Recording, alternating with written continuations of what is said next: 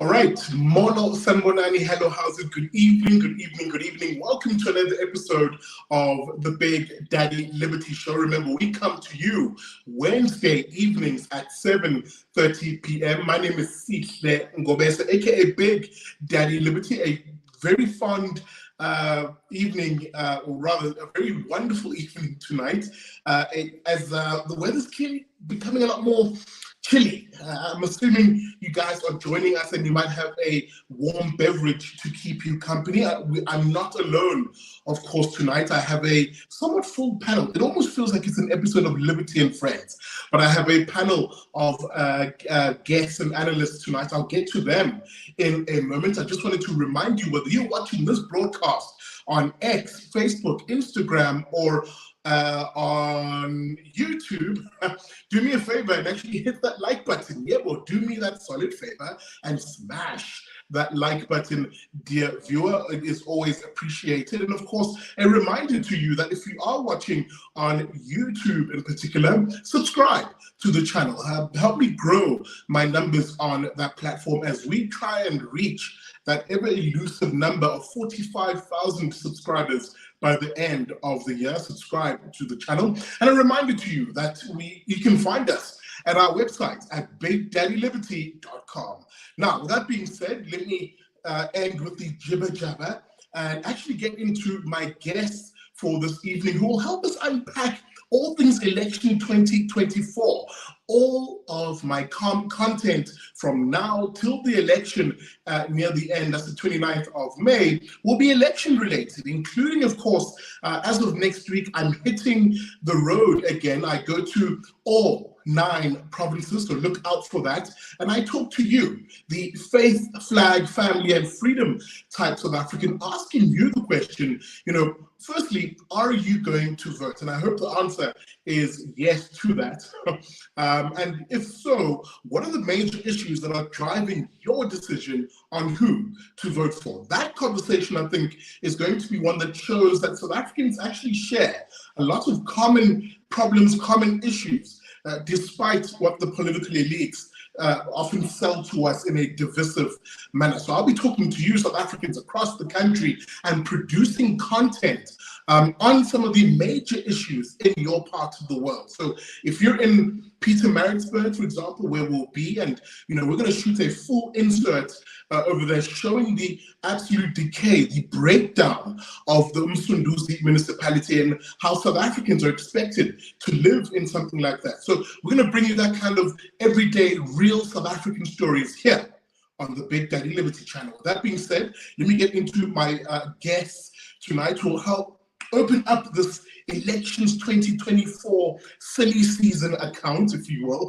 by providing analysis as we ask the question tonight: is this election, if you look at who's involved in the politics of it all, are we seeing an almost natural divide here of the old established parties, DA, ANC, etc., versus at times either splinter-way parties or the new kids on the block who are proving to be very popular? Are they going to shake up this election? The likes of your EFF, not so new, they're 10, I suppose, but the MK party is what I have perhaps in mind. Are we going to see a shaking up of the South African electoral landscape because of these new political parties? So that's the conversation tonight as I bring on my first guest, who hails from the Institute of Race Relations. He is someone who I look to on many, many issues, sage analysis and compelling writing in the Daily Friend. I'm talking, of course, about Terence Corrigan. Mr. Corrigan, good evening, sir. How are you doing?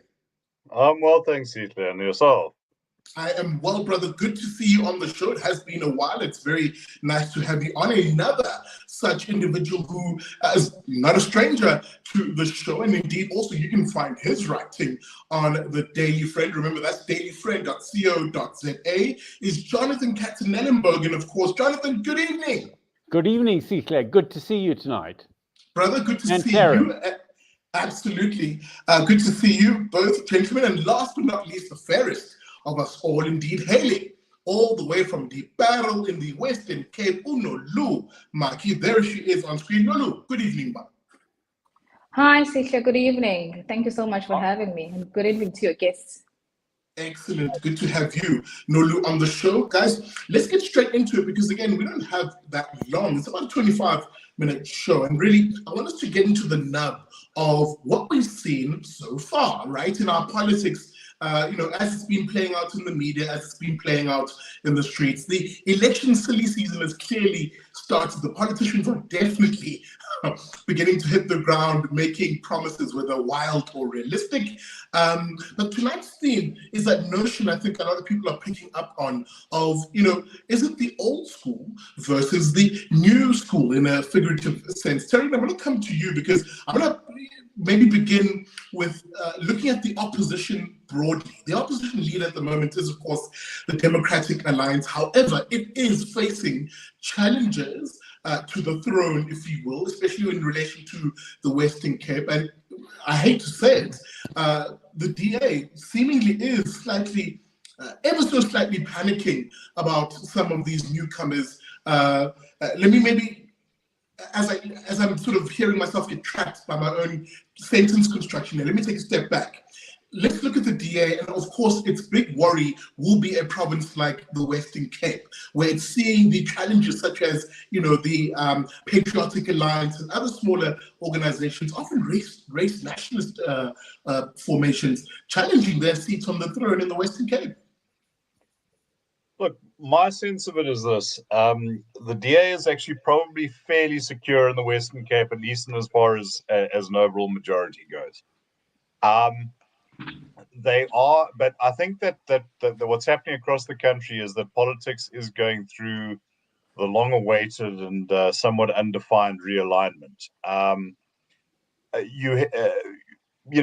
There are people like Gayton McKenzie, I would say, capable politicians, charismatic individuals who've been able to capitalize on the sense of despondency and disillusionment. And I think that has hit the DA to an extent where it is incumbent, and I think does have a certain guilt. Well, suffers a certain guilt by association. So yes, I think it has a kind of it has a fight in its hands, but I think all the polling I've seen suggests that it's like it's likely to emerge there with its majority intact. Mm. Of course, it will be worried, though, Terence, if insofar as if one looks at various political maneuvering on the one hand, and of course, electoral results from certain by-elections in parts of the province, it has lost a bit of ground, to its opposition foes, at least it'll call it foes. I'll make one example again, just stick with the Patriotic Alliance, which in a sense became kingmaker in Knysna, changing that municipality from a DA-run one to a PA/ANC/any other sort of mix in that particular coalition regard, and things are looking pretty bad there. Is that kind of turn of governance maybe going to swing things back in the DA in this national and provincial election, do you think, Terence? Look, I think that ultimately one has to. There's no substitute for waiting for the ballots to come in. As I say, I think Gayton McKenzie is a very capable man, a very capable politician. I think that there is a sense of frustration amongst amongst the DA's Brown supporters, or amongst Brown people more generally, the sense that they've been excluded from various ruling coalitions. And I think that consciously or otherwise, Gayton McKenzie has articulated this. I think that the DA's concern there is that his mode of politics is fundamentally transactional. He will go where he believes the best deal for him, and I suppose you could say for his constituency is. And he has shown very little compunction about siding with the ANC. I do think that there is an interesting part in our psychology, and this goes back to the 1990s, that amongst opposition groupings, the fight has often been about dividing that opposition share. If you think of it, the Democratic Party did this to the National Party. The Freedom Front Plus has tried to do this to the DA in recent elections. The DA has tried to do that to others. And I think that's a mode of behavior that has maybe become inculcated. Perhaps there's an assumption that an opposition voter is likely to consider other opposition formations in the way that is not expected. I think increasingly an erroneous expectation of ANC supporters. Again, I'm going to come back to you in a moment, Terence. I just want to go to Jonathan and Unolu, because I think I want us to stick with this in a moment, because I don't care who you are as someone who's maybe watching this show. As I said on the show, I don't bat for anyone or any other politician.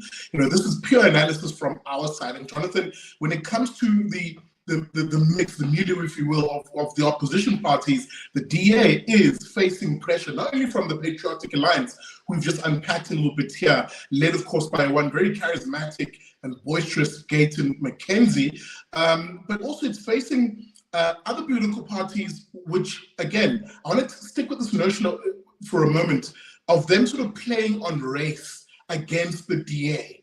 A sort of race nationalism, sort of put together the minority vote, if you will. One such party is the National Coloured Congress, of course, which is vying for DA votes in Cape Town. I'll let you opine on that in a second. But also more broadly, its biggest contender perhaps is Action SA. Action SA is looking to snap up quite a lot of its voters here in Johannesburg, for example. Do you want to just chime in on these contenders to the DA opposition crown, if you will, including, of course, Rise Mzansi?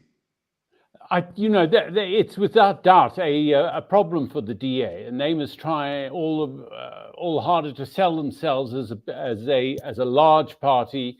Your vote, if you vote for the DA, your vote won't be potentially wasted by the new system of the redistribution of votes among the various parties in proportion to their share of the vote. But in the SRF poll, which came out early last week, the small parties all fall within the margin of error of the poll itself of 2.8%.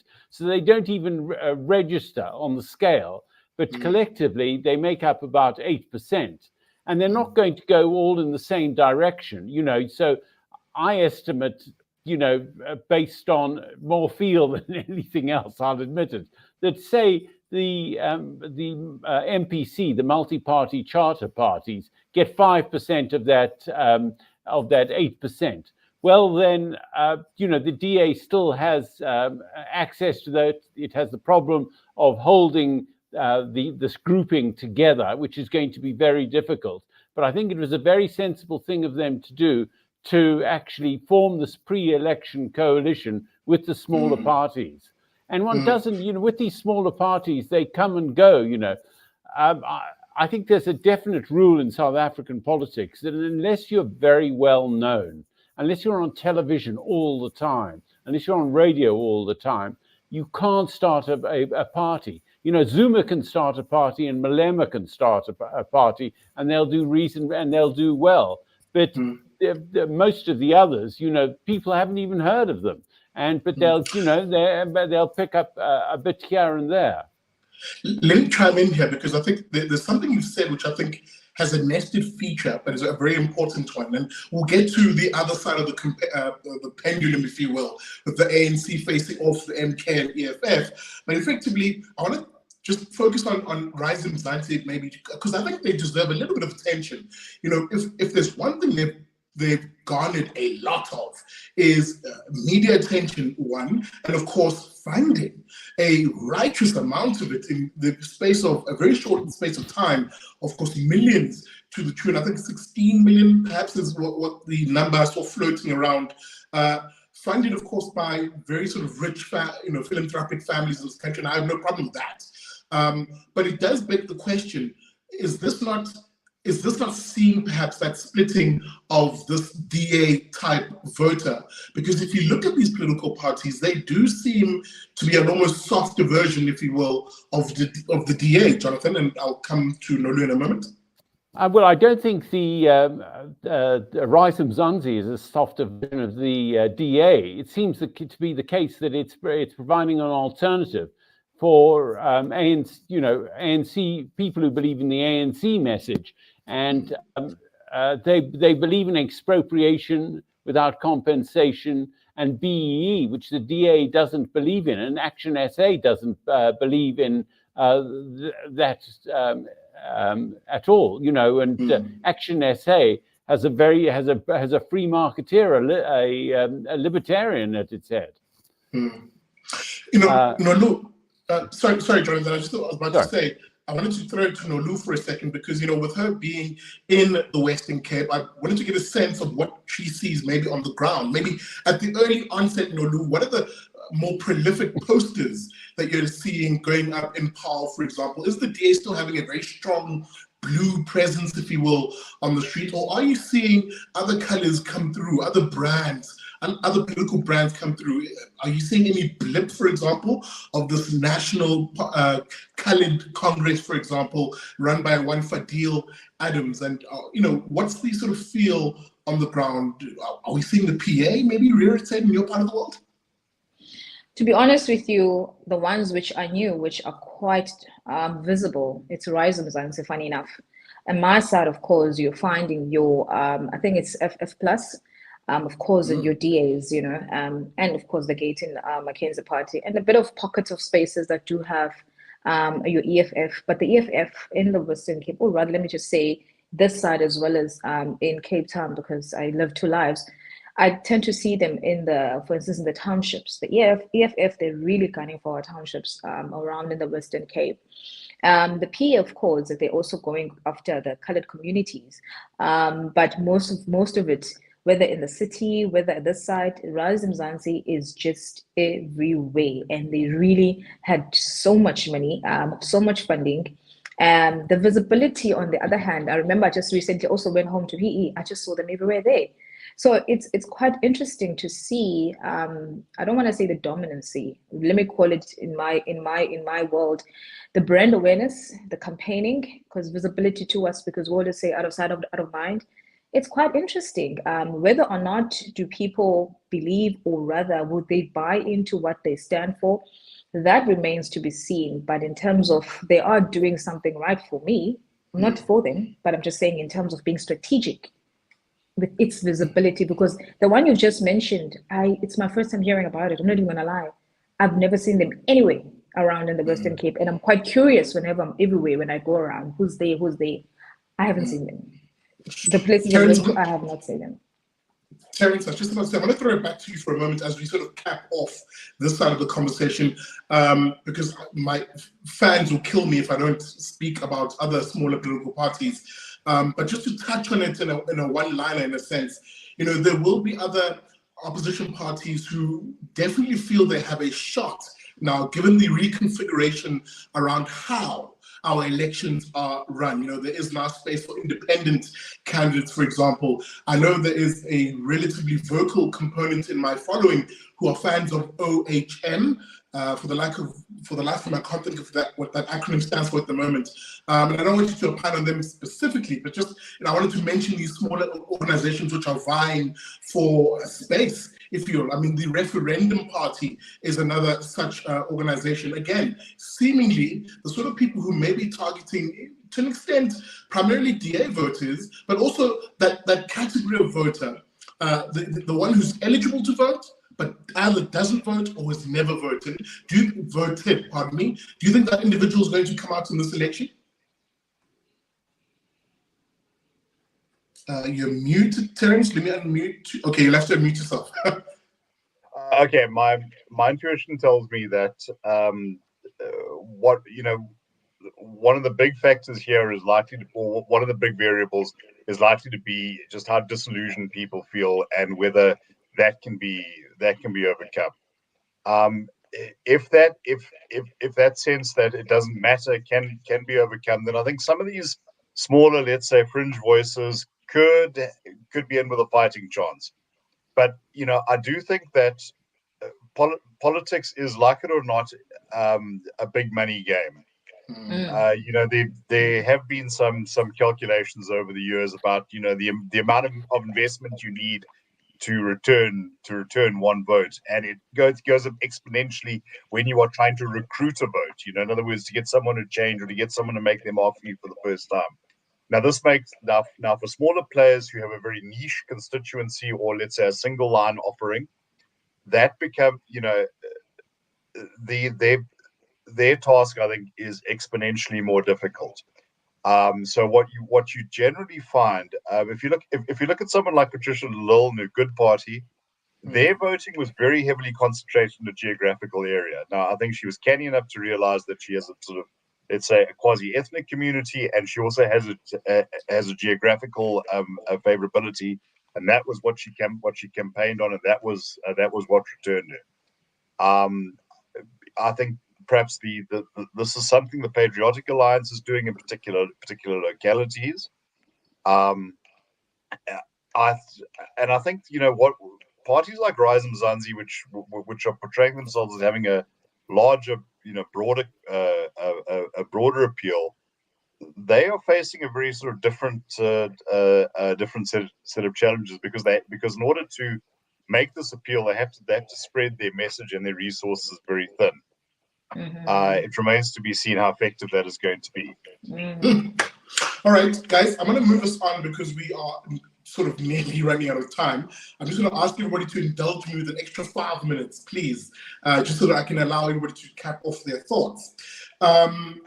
And just for the sake of my viewers, guys, we will get into, I will try my level best as I travel around the country to interview every single leader of the opposite, of the political parties which will be standing in the selection. I know that's uncharacteristic of me because I don't usually have politicians on here, but just for the sake of the selection, I will make that effort. So OHM, Rise Mzansi, I will reach out to them and seek them on the show. So with that being said, a reminder to you, you're watching the Big Daddy Liberty Show. With us tonight is Terence Corrigan from the IRR, Jonathan Kassenellenbergen, who of course writes for The Daily Friend, and Lulu Magi joining us tonight on the show. Hit that like button, please. Do me that solid favor and smash that like button. Okay, I didn't know that effect happened. With that being said, let me get back into the conversation, because I think there's the other side of the conundrum that I want us to chat about, which will perhaps be the biggest fight in this election, the ANC facing off, if you will, the wolves at the gate by way of the EFF, a much more established, much smoother operating contender to the ANC, that is the EFF, led by one Julius Malema, red in tooth and claw communist. And of course, on the other side of the spectrum, now having won, buoyed by his victories in court, one Jacob Zuma, smiling ear to ear, officially declaring today to the IEC that he wants his face to be on the ballot on behalf of the Mkhonto Wesizwe party, or the MK party. Jonathan, I'm going to come to you. We've chatted about this before. MK party looking to make a real mess of itself, a real nuisance of itself to the ANC, polling really well. It's amazing. In the SRF poll last week, they got 13%. I think it's quite exceptional. And now, with Zuma allowed to stand, he's going to be the head of the party. And imagine that, as a brand, certainly among Zulus. So, I would expect it's going to do really well in KZN and parts of Mpumalanga. And, it'll pick up a fair share of votes here in Gauteng. But it's just been an amazing story. They've suddenly come in, and that they're really going to damage the ANC. And I think and in Inkatha, I think. Because they are essentially a Zulu nationalist movement, and they'll attract those sorts of people, those who are very dissatisfied with Ramaphosa. And, we've had a cost of living crisis in this country. There's no doubt about it, with the post-COVID inflation, and people are hurting. They're hurting really bad. And I think they're going to play on this. Apologies for that. Go ahead, Jonathan. So I think the ANC is on the defensive. I saw Naledi Pandor on the news a few nights ago, and what she was saying is, and this is their campaign message, is that you might not support the ANC, but Oliver Tambo and Nelson Mandela gave you your freedom. That's why you must vote for us. I mean, that is a sort of a circuitous route to campaigning, not what we will do for you and not what we have done for you and the mess the country is in. Nothing about that is going back to the basics of we gave you freedom, don't abandon us. And I think it's a very defensive type of campaigning. Nolu, I want to throw it to you because I think there is something to be said. As I just fix my screen here. Pardon me, folks, excuse me. Nolu, there is something to be said here about how the MK party, just from a branding perspective, have been nothing short of brilliant. Now, again, I don't care where one stands on whether they like the MK party or don't. Just from a pure analysis perspective, they understood the assignments insofar as Jacob Zuma having a constituency behind him, pardon me, and making him effectively the face of the party as much as possible. There's something almost brilliant about that, and it's reflecting in their polls. Indeed. I mean, I remember just recently, because it's always great for us to look at this, how things are going in the media. Go to the ground and you'll see. I remember my partner just went to the KZN and he said to me, MK is lit there. I mean, people are buying into their message and people are believing into them, into MK party. So I am also thinking the same thing in terms of the brilliancy, in terms of how they planned it and when they decided to do it. And it's not just looking for one, or rather, it's not aiming at destroying or also hurting one party, in my understanding. It's also standing to hurt also the EFF, because remember, they have the same message. So everybody's in trouble now. Just lastly, why do I say everybody's in trouble? The older parties, they're in trouble now. The ANC, the FF, they're in trouble. It's not just even the DA and the likes and all others, they're in trouble because there's newer parties that have come through. But for the MK, yeah, it's quite interesting to see how they went about it. We can say all what you want about Zuma, but his impact in the province of in KZN, it is it's out of this world, and I'm quite curious to see. I was about to say, Terence, it is something spectacular to watch because, you would have thought maybe, literally 3 months ago, you would have thought that the conversation would be dominated by what the EFF perhaps is saying or doing and, their brand, being aware of their particular brand, that sort of red, overall clad, sort of cultish-like behavior. And yet, in reality, the newspapers have been dominated by MK. And its fight, if you will, with the ANC. And to an extent, and I made this point in an episode of Voganazo, the ANC have been rather stupid strategically on this by also giving MK opportunities to get, those sort of small wins towards the election. Are we seeing an ANC here that's going to get a bloody nose, perhaps, from not so much even the EFF, but mostly MK party? The ANC has created a Frankenstein's monster going back to about 2007, accommodating, trying. It all came from the desperate belief that unity needs to be the organization's goal. The fact that they had a special remission to keep to keep Zuma out. But I think one thing about the commentariat, I don't think the commentariat in South Africa has ever understood Jacob Zuma. Jacob Zuma is a highly capable politician. He is he has an intelligence background, and intelligence. Both, I think, in a sort of personal intellect, you may not be a Rhodes Scholar or have a Standard 5 or whatever his education level was. But politically, I think that he has a PhD. The other thing is that South Africans have all this is something that goes back to the beginning of the 20th century, South Africans have a sort of messianic drive in them. They want the great leader to take them over the Jordan. It's amazing how many very sensible, very intelligent, very well-informed journalists will say, "Oh, well, Zuma, was so unpopular." Zuma was not unpopular. Zuma was a cult figure when he became president, and Ramaphosa very, very nearly, was not elected, in 2017. So he's been able to press on a lot of pain points and sensitivities, and also to wield an enormous charisma. Helen Zille once said of him, "The most charming man she has ever met." Yeah. And I've heard every person I know who has met him has had almost exactly the same thing to say. Absolutely.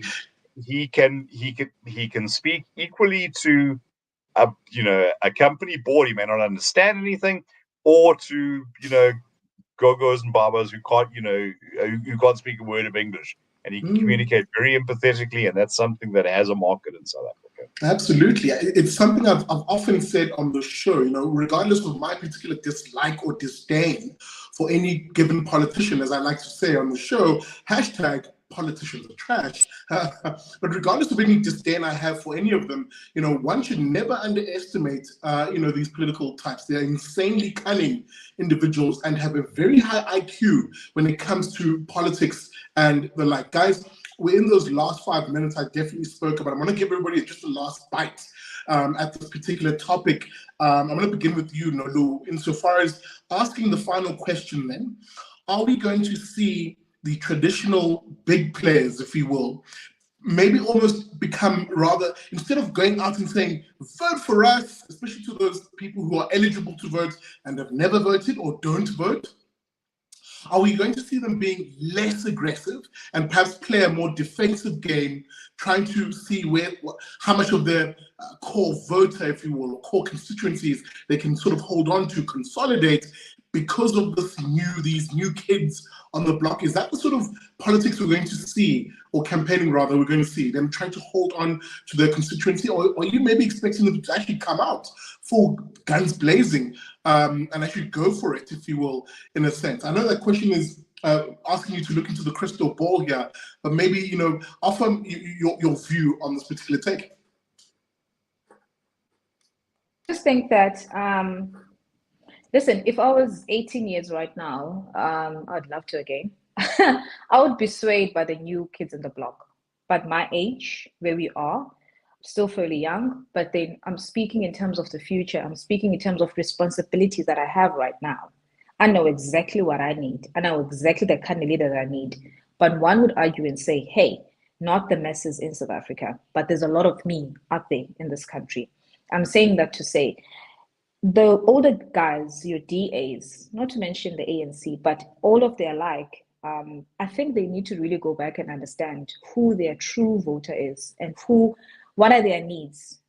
But because if they want to speak truly to the new voters, I don't think they'll necessarily get the full ear, because at that age, you don't have a lot to lose. You want to go with the flow, remember? And that's how even EFF became famous, about young people. You don't have a lot to lose. But I have the worst person to lead me here where I stay, I will feel it to the core. So I think they should go back to who, not just focusing on them. No, they can be but they just need to be strategic this time, because it's different. It's a different terrain. Jonathan, I'm going to throw that same question to you here. These bigger parties, traditional parties, facing a lot of pressure. How should they approach this particular election? And is this election for the newcomers? I think what parties should do, as DA, MK, EFF, not fight among each other, not fight among they've got to take aim at the ANC. That's their goal. They should stick to that alone. They shouldn't bother about arguments with Rise Mzansi. That's a distraction. And the voters don't like to see intra-party arguments. What they like to see is, if they're supporters of the party, they particularly like this, is criticizing the ANC. That's your campaign. Your campaign is against the ANC. And I think that's